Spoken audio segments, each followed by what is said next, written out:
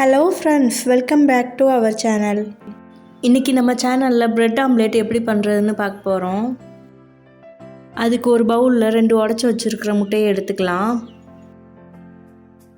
அது கூடவே ஒரு கைப்பிடி அளவு பொடியாக கட் பண்ணி எடுத்து வச்சுருக்கிற வெங்காயம் சேர்த்துக்கலாம்.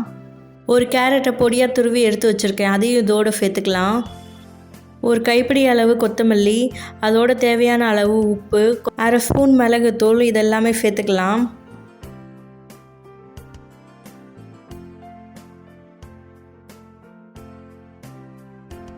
இப்போ இது கூடவே 2 ஸ்பூன் காய்ச்சி ஆற வச்ச பாலை சேர்த்துக்கலாம். இப்போ இது எல்லாத்தையும் நல்லா கலந்து விட்டுக்கலாம். பால் சேர்த்துக்கிறனால ஆம்லேட் சாஃப்டாகவும் இருக்கும், அதோட டேஸ்ட்டும் நல்லாயிருக்கும்.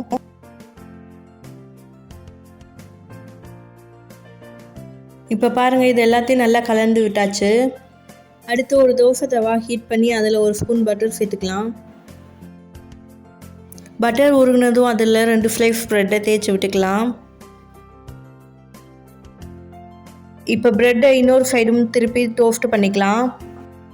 ப்ரெட்டை ரொம்ப நல்லா டோஸ்ட் பண்ணணுன்னு அவசியம் இல்லை, கொஞ்சம் கிறிஸ்பியாக இருக்கிறக்காண்டி தான் நம்ம டோஸ்ட் பண்ணுறோம்.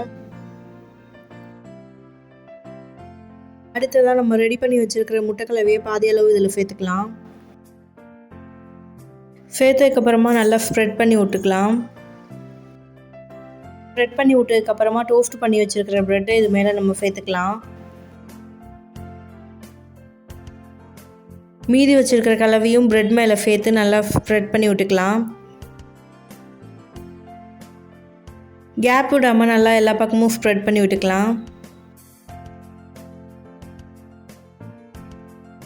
கீழே எக்ஸ்ட்ரா இருக்கிற ஆம்லேட்டையும் ப்ரெட் மேலே நல்லா தடவி விடலாம்.